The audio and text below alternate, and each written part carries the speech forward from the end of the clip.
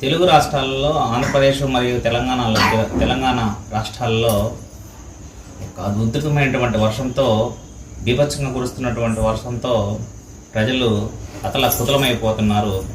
మెయిన్గా వచ్చేసి అమరావతి ప్రాంతంలో అయితే ప్రకాశం బ్యారేజీ దాదాపు బ్యారేజీ అంత హైట్ వరకు కూడా వర్షం నీరు వచ్చి చాలా ముప్పు ఉన్నట్లుగా మనకి అర్థమవుతుంది. ఈ విధంగా తెలంగాణలో ఏదైతే సూర్యాపేట, ఖమ్మము జిల్లాలలో ఏదైతే మనకు మున్నేరు వాగు నుంచి దాదాపు 2.25 lakhs క్యూసెక్ల వరద నీరు పారేటువంటి అవకాశము ఈరోజు రేపు మనకి కనిపిస్తుంది. ఆ యొక్క వరద నీరు కానీ కృష్ణా నది నుంచి కానీ వదిలినట్లయితే ఇక్కడ మన ప్రకాశం బ్యారేజ్కి వచ్చేసరికి దాదాపు 10,000 క్యూసెక్ల యొక్క ప్రవాహంతో ఎంత ఉధృతంగా మనకి ఒక ప్రవాహం వచ్చేటువంటి అవకాశాలు ఉన్నది. ఇప్పటికే ఈ యొక్క విజయవాడ ప్రాంతంలో ఎక్కడైతే రాజరాజేశ్వరపేట కానీ, దాని తర్వాత సింగనగర్ కానీ, మరియు రైల్వే ట్రాక్ దగ్గర కానీ, మరియు ఎక్కడైతే బ్యారేజ్ ప్రాంతంలో సరౌండింగ్స్ ప్రాంతంలో కానీ ప్రజలు దాదాపు నించోటానికి కూడా దాదాపు ఎంతోమంది ఇప్పుడు 9-10 మంది అక్కడ వరదలో కొట్టుకుపోయినట్లు సమాచారము. అదేవిధంగా రాష్ట్ర వ్యాప్తం కూడా ఎంతోమంది పిల్లలు కానీ ఎంతోమంది ముప్పుకు గురవుతున్నారు. ఇంకా చూసినట్లయితే ఇంకా అక్కడ ఉన్నటువంటి రాజరాజేశ్వరపేటలో మనకు అందినటువంటి సమాచారం ప్రకారం ఉన్నటువంటి ప్రజలు మొత్తము ఎంతో భయప్రాంతులకు గురవుతున్నారు. మరియు సహాయం కోసము వాళ్ళు ఎదురు చూస్తున్నట్లు మనకు సమాచారము.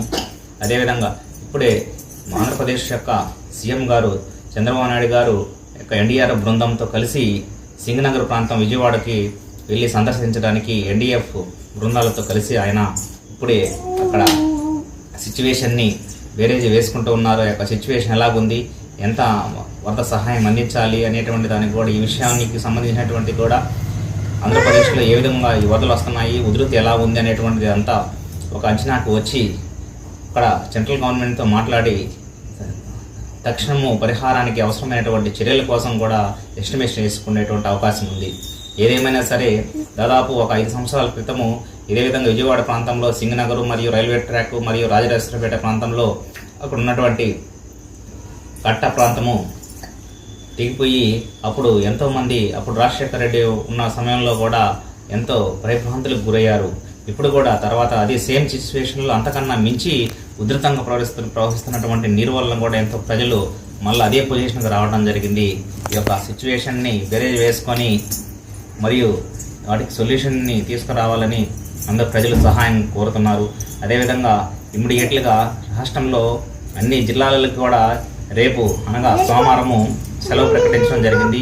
ఇప్పటికే అన్ని పాఠశాలలకు సెలవు ఇవ్వాలని అందరు కలెక్టర్లు ఆదేశాలు జారీ చేశారు. ఎవరైతే ప్రభుత్వం ఇచ్చినటువంటి ఆదేశాలను ఎవరైతే తిరస్కరిస్తారో వాళ్ళ మీద తగిన చర్యలు కఠినంగా ఉంటాయని అక్కడ ప్రభుత్వం నుంచి ఆదేశాలు కూడా రావడం జరిగింది. ఎందుకంటే పిల్లలు కూడా ఈ యొక్క వర్షాలలో బయటకు వచ్చి వాళ్ళ యొక్క కొన్ని చెట్ల కింద కానీ ఉన్నటువంటి కుంటల దగ్గర కానీ పడిపోయి చనిపోతున్నటువంటి సిచ్యువేషన్ మనం చూస్తున్నాము. ఈ సందర్భంలో పిల్లలు ఎవరు బయటికి రాకూడదు. మరియు జనము సంచరించేటువంటి దగ్గర ట్రాన్స్ఫార్మర్స్ ఉన్నా కూడా ఏదన్నా లైన్ వైర్స్ కట్టేటువంటి అవకాశాలు ఉన్నాయి కావున అందువల్ల ఎక్కడ ఉన్నటువంటి ప్రజలు అక్కడే ఉండాలి అని సెలవు కూడా ప్రకటించడం జరిగింది. ఏదేమైనా సరే ఈ యొక్క అంచనా ఇక్కడ కృష్ణా జిల్లాలో కానీ ప్రకాశం బ్యారేజ్ యొక్క పరిధిలో కానీ జరిగేటువంటి ఈ యొక్క సిచ్యువేషన్ నుంచి ప్రజలు తొందరగా కోలుకొని కృష్ణా నది ఉధృతి తగ్గి మళ్ళా ప్రజలు సాధారణ జీవనం గడపాలని కోరుకుంటూ సెలవు తీసుకుంటున్నాం. Thank you.